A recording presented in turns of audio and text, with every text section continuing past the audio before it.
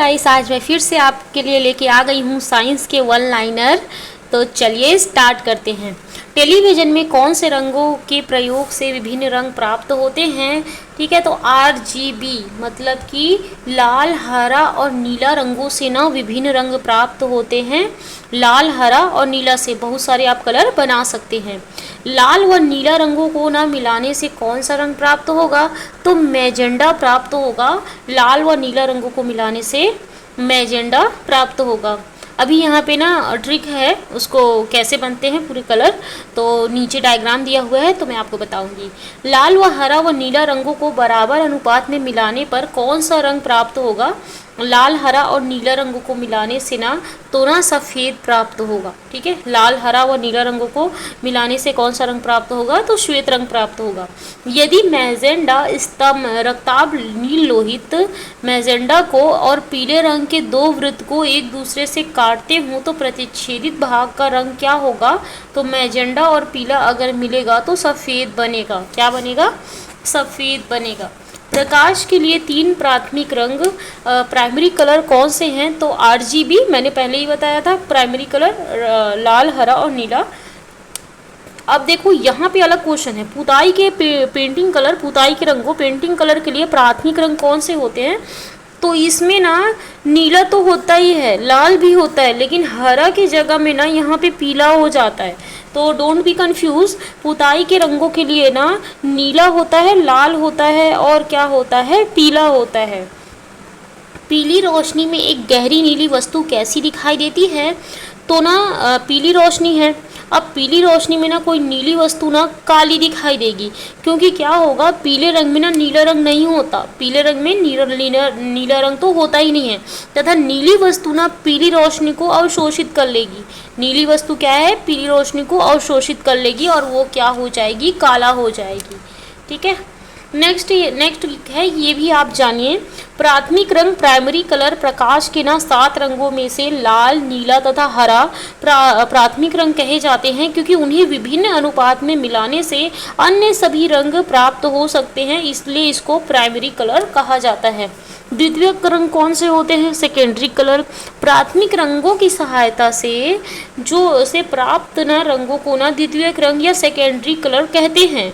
ठीक है, मतलब कि ये प्राइमरी रंगों की सहायता से ही ये बनाया गया है। तो जैसे कि बैगनी, पीला, नारंगी, ये सब ना द्वितीय कलर होते हैं। और आपको पता है कि विबग्योर, GYOR विबग्योर होता है। ठीक है, तो विबग्योर होता है तो RGB तो हमने पहले वो देख ही लिया कि वो प्राइमरी कलर हो जाएंगे। रेड कलर, ठीक है, और ग्रीन कलर और ब्लू कलर, ये प्राइमरी कलर हो गए। बाकी जो बचे ना, जैसे कि ये बैगनी, ठीक है, बैगनी और फिर उसके बाद में पीला, येलो और ऑरेंज कलर जो है ना, ये क्या हो जाएंगे? ये द्वितीयक रंग हो जाएंगे। आई को बस आपको छोड़ देना है, इंडिगो को। ठीक है, इंडिगो को बस नहीं लिए हैं द्वितीयक रंग में, बाकी सबको जो बचे हैं उसको ले लिए हैं। नेक्स्ट, पूरक रंग कॉम्प्लीमेंट्री कलर, जिन दो रंगों को मिलाने से ना श्वेत रंग प्राप्त होते हैं उन्हें एक दूसरे का ना पूरक रंग कहते हैं। ठीक है, मतलब जिन दोनों रंगों को मिलाने से ना वाइट कलर मिलता है उनको पूरक रंग कहते हैं। जैसे लाल और ना पीकॉक नीला, क्यान को अगर आप मिलाएंगे ना तो श्वेत हमको प्राप्त होगा, वाइट प्राप्त होगा। और नीला और पीला को मिलाएंगे ना तब भी हमको श्वेत प्राप्त होगा। जैसे कि देखो यहाँ पे ट्रिक दिया हुआ है, ठीक है, कि जैसे कि लाल और पीकॉक नीला को मिलाए तो सफ़ेद बना, और मैजेंडा और हरा को मिलाए तो सफ़ेद बना, उसी तरीके से पीला और नीला को मिलाएंगे तब भी सफ़ेद बनेगा। अब आपको यहाँ पे याद ये रखना है कि इस पिरामिड टाइप स्ट्रक्चर में आपको ध्यान रखना है कि ऊपर होगा RGB प्राइमरी कलर होते हैं, आपको पता है। तो यहाँ पे R और यहाँ पे G, अब यहाँ पे B लिख देंगे, RGB लिख दिए। अब उसके बाद में आप क्या करना है आपको, अब आपको यहाँ पे जो पर्टिकुलर जो कलर बचे उसको लिखना है। जैसे कि R और G के बीच में आपको क्या लिखना है? येलो लिखना है, पीला लिखना है। ठीक है, उसके बाद में यहाँ पे मैजेंडा लिखना है, मैजेंडा, और यहाँ पे पीकॉक नीला, क्योंकि यहाँ पे भी नीला था, ब्लू था ना, यहाँ पे ब्लू था, तो यहाँ पे पीकॉक नीला लिखना है। ठीक है, तो पीकॉक नीला लिख दिए। और ये तीनों का मतलब इन सब के कॉम्बिनेशन है, बीच में आपको सफ़ेद लिख देना है। ठीक है, सबसे पहले क्या करना है, ऊपर में 3 जगह में RGB रेड ग्रीन ब्लू, उसके बाद में इस साइड में R और G के बीच में येलो लिख देना है, और R और नीला के बीच में, मतलब रेड और नीला ब्लू के बीच में आपको मैजेंडा लिख देना है, और हरा और नीला के बीच में ना आपको पीकॉक नीला लिख देना है। नीला के बगल में पीकॉक नीला लिखना है, ऐसा ही करके थोड़ा सा याद रखना। और बीच में आपको लिख देना है सफ़ेद या फिर वाइट कलर। ठीक है, बीच में क्या लिखना है आपको, सफ़ेद या फिर वाइट लिख देना है। ठीक है, अब ये हो गया। तो अब देखो लाल और पीकॉक नीला मिला के यहाँ पे अब बनेगा सफ़ेद। अब यहाँ पे इसको याद करने की ज़रूरत ही नहीं पड़ी, आप इस डायग्राम को बना लेंगे और आपको ऐसे ही याद हो जाएगा। और उसके बाद में लाल और हरा को, मतलब लाल और हरा के बीच में पीला है तो लाल हरा मिलके पीला बनेगा। ठीक है, उसी तरीके से लाल और नीला मिलके क्या बनेगा, लाल और नीला मिलके मैजेंडा बनेगा। हरा और नीला मिलके क्या बनेगा, पीकॉक नीला बनेगा। उसी तरीके से आमने सामने वाले भी क्या होंगे, बराबर होंगे। आमने सामने वाले बराबर होंगे मतलब कि कैसे, मतलब कि हरा और मैजेंडा मिलके सफ़ेद बनेगा। ठीक है, नीला और पीला मिलके सफ़ेद बनेगा, और लाल और पीकॉक नीला मिलके भी सफ़ेद बनेगा। तो इस टाइप के अगर कोई भी क्वेश्चन पूछ लेते हैं ना, तो आप इसमें बता लेंगे कि क्या कलर बनेगा करके, और किसको मिला के सफ़ेद बनेगा। ठीक है, तो ठीक है, आगे बढ़ते हैं। ओके, नेक्स्ट है सर्वाधिक तरंग दैर्ध्य प्रकाश के किस रंग का होता है। तो तरंग दैर्ध्य मतलब कि वेवलेंथ होता है, और तरंग दैर्ध्य ना लाल रंग के प्रकाश का ना तरंग दैर्ध्य सबसे ज़्यादा होता है, जो कि 7.5 इंटू 10 की पावर -7 मीटर होता है। 7.5 इंटू 10 की पावर -7 मीटर ना लाल रंग के प्रकाश का ना तरंग दैर्ध्य होता है, और ये सबसे ज़्यादा होता है। तरंग दैर्ध्य ज़्यादा होता है मतलब लाल रंग सबसे ज़्यादा दूर तक ट्रैवल करती है, और दूर तक ट्रैवल करती है तो इसका विचलन नहीं होता, प्रकीर्णन नहीं होता। ठीक है, उसके बाद नेक्स्ट है सबसे कम तरंग दैर्ध्य किस प्रकाश की किरण की होती है। तो बैंगनी की होती है, वायलेट की होती है, और वायलेट रंग के प्रकाश का ना तरंग दैर्ध्य 4.0 इंटू 10 की पावर -7 मीटर होता है। देखो इससे कितना कम है, ये 7.5 है और ये 4.0 है। तो बैंगनी रंग के प्रकाश का तरंग दैर्ध्य ना 4.0 होता है, लेकिन ऊर्जा जो है ना इसके जस्ट अपोजिट है। तो अब देखो नेक्स्ट क्वेश्चन है, प्रकाश के ना सातों रंगों को ऊर्जा के घटते क्रम में लिखना है। घटते क्रम में लिखना है मतलब कि सबसे ज़्यादा ऊर्जा है उसको सबसे पहले लिखना है। तो अब देखो तुम विप की ओर लिख देना, और विप की ओर लिखोगे और जो नंबरिंग जिस तरीके से आएगी उसी का ऊर्जा क्या होगा, सबसे ज़्यादा होगा। तो जैसे कि बैंगनी की ऊर्जा ज़्यादा होती है, किसी भी जैसे पर्सन में भी तुम एग्जांपल ले सकते हो, ऊर्जा अगर ज़्यादा होगी तो वो ज़्यादा क्या होगा, मतलब डिफ्लेक्ट होगा, और मतलब कि उसका मन स्थिर नहीं होगा, तो वो ज़्यादा उसका दिमाग भागेगा, ऊर्जा ज़्यादा होगी तो वो तरंग दैर्ध्य मतलब जिस फोकस में उसको चलना है वो उस फोकस में नहीं चल पाएगा। उसी तरीके से बैंगनी का है कि बैंगनी का जो ऊर्जा है ना वो ज़्यादा होती है, इस कारण से उसके तरंग दैर्ध्य जो है ना वो कम होता है। और सबसे ज़्यादा बैंगनी का ऊर्जा ज़्यादा होती है, फिर जामुनी की ज़्यादा होती है, मतलब इंडिगो की, फिर नीला का होता है, ब्लू का, फिर ग्रीन हरा का होता है, फिर येलो पीला का होता है, फिर ऑरेंज नारंगी का होता है, और फिर रेड लाल का होता है। तो इस तरीके से ऊर्जा सबसे ज़्यादा किसकी होती है, बैंगनी की होती है, और तरंग दैर्ध्य सबसे कम किसकी होती है, बैंगनी की होती है। उक्त क्रम तरंग दैर्ध्य का बढ़ता क्रम असेंडिंग ऑर्डर है, और ऊर्जा तरंग दैर्ध्य के क्या होती है, व्युत्क्रमानुपाती होती है। मैंने बताया था व्युत्क्रमानुपाती मतलब कि अपोजिट होती है। ऊर्जा और तरंग दैर्ध्य में व्युत्क्रमानुपात मतलब अपोजिट का संबंध है, कि ये एक दूसरे के जस्ट अपोजिट होते हैं। नेक्स्ट क्वेश्चन है, खतरे का सिग्नल ऑफ डेंजर सबसे कम सिग्नल ऑफ डेंजर लाल रंग से क्यों बनाते हैं। क्योंकि लाल रंग का ना प्रकीर्णन सबसे कम होने के कारण ना दूर से ही स्पष्टता दिखाई देता है। ठीक है, लाल रंग का प्रकीर्णन सबसे कम होने के कारण ना वो दूर से ही स्पष्टता दिखाई देता है, इस कारण से खतरे का सिग्नल जो है ना वो लाल रंग का बनाते हैं।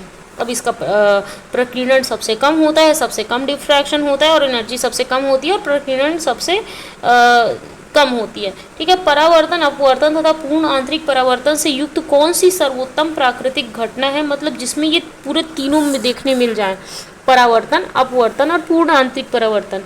तो ना वर्षा के बाद जो आकाश में बनने वाला जो इंद्रधनुष है ना, इसमें तीनों में देखने मिलता है। ठीक है, क्या मिलता है? परावर्तन होता है, अपवर्तन होता है और पूर्ण आंतरिक परावर्तन होता है इंद्रधनुष में। याद रखिएगा। किस कारण आकाश का रंग दिन में नीला दिखाई देता है? तो ना प्रकाश के ना प्रकीर्णन के कारण ही, स्कैटरिंग के कारण ही ना आकाश का रंग क्या होता है? नीला दिखाई देता है।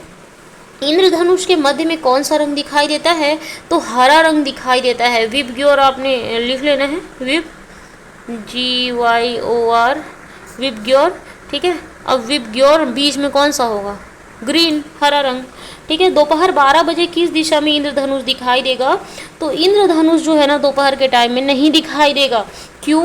क्योंकि इंद्रधनुष जो है ना सदैव सूर्य की विपरीत दिशा में बनता है। मतलब अगर सन पूर्व में है तो इंद्रधनुष पश्चिम में होगा। ठीक है, तो अब दोपहर के 12 बजे सूर्य क्या होता है? ठीक ऊपर होता है, जिससे प्रकाश का अपवर्तन और परावर्तन वर्षा की बूंदों में इस प्रकार नहीं हो पाता जिससे ना इंद्रधनुष बन सके।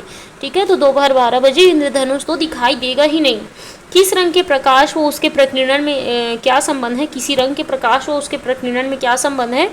तो किसी रंग के प्रकाश का प्रकीर्णन ना उसके तरंग दैर्ध्य के चतुर्थ घात के व्युत्क्रमानुपाती होता है। ठीक है, मैंने बताया था व्युत्क्रमानुपाती होता है। तो प्रकाश का ना प्रकीर्णन जो है ना उसके तरंग दैर्ध्य के चतुर्थ घात का व्युत्क्रमानुपाती होता है। किसी प्रिज्म से गुजरने पर कौन से रंग की प्रकाश किरण सबसे अधिक अपवर्तित होगी? ठीक है, अधिक अपवर्तित होगी मतलब फैलेगी, तो बैगनी वायलेट रंग की जो प्रकाश किरण है ना वो सबसे ज़्यादा ना अपवर्तित होगी, इसलिए हमको ये क्या होगी? कम दिखेगी। नेक्स्ट क्वेश्चन है, अब ये कुछ इंपॉर्टेंट फैक्ट्स हैं।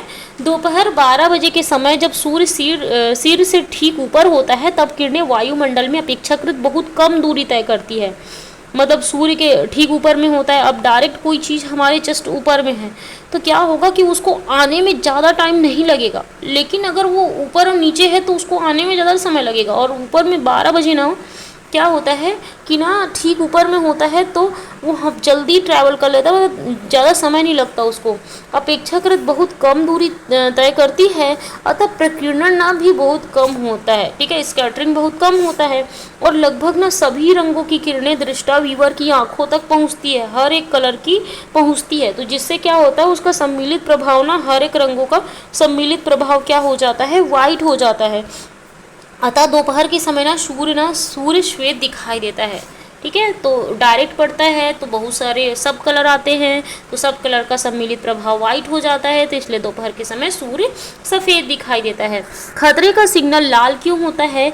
इसका कारण यह है कि लाल रंग का जो प्रकीर्णन है वो सबसे कम होता है। अब स्कैटरिंग उसका ज़्यादा नहीं होता, प्रकीर्णन नहीं होता, वो दूर तक ट्रैवल करती है, और दूर तक ट्रैवल करती है तो हमारे आँख में, किसी भी पर्सन के आँख में जल्दी पहुंच जाती है, इसलिए खतरे का सिग्नल लाल बनाया जाता है, लाल रंग का।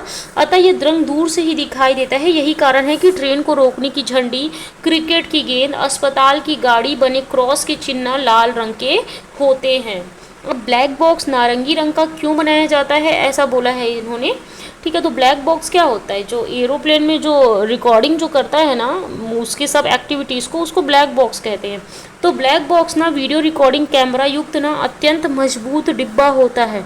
ठीक है, जिसे वायुयानों इत्यादि में रखा जाता है, एरोप्लेन में रखा जाता है ये, और ये बहुत मजबूत होता है कि दुर्घटना हो तो वो टूटे ना, या यान के अंदर की परिचालन गतिविधियों का ना रिकॉर्डिंग करता है। जब कभी यान ना दुर्घटनाग्रस्त हो जाता है तो उसके कारणों की ना जांच में यह डिब्बा काम आता है।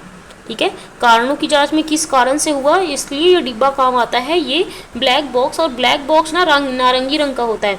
इसे नारंगी रंग का इसलिए बनाते हैं ताकि यह दूर से ही दिख जाए और आसानी से ना खोजा जा सके, क्योंकि नारंगी रंग के जो प्रकाश की ना प्रकीर्णन ना क्या होता है, बहुत कम होता है। जैसे कि रेड का होता है, वैसे रेड के जस्ट आगे तो नारंगी है, ऑरेंज है। ठीक है, तो इसका ना प्रकीर्णन ना बहुत क्या होता है, बहुत कम होता है। ठीक है, जिससे ये दूर से ही दिख जाता है। स्वच्छ गहरे जल का रंग नीला दिखता है, क्यों ऐसा होता है? जल के ना अणुओं द्वारा नीले हरे रंग के प्रकाश के अवशोषण तथा पुनः उत्सर्जन कारण ना गहरे जल का रंग नीला हरा दिखाई देता है। अतः प्रकाश जितने अधिक जल से होकर गुजरता है उतना ही अधिक प्रकाश प्रकीर्णित होता है और जल उतना ही अधिक नीला दिखाई देता है। मतलब कि ना जल क्या होता है, नीले और हरे रंग को प्रकाश को ना अवशोषण भी ज़्यादा करता है, और अवशोषण कोई ज़्यादा करेगा तो उत्सर्जन भी उसको ज़्यादा करेगा। अब क्या होगा, गहरे हरे रंग का जल ना नीला हरा दिखाई देता है, क्योंकि प्रकाश जितने अधिक जल से होकर गुजरता है उतना ही अधिक प्रकाश प्रकीर्णित होता है और जल उतना ही अधिक नीला दिखाई देता है। तो चलिए आज के लिए इतना ही। Thank you so much.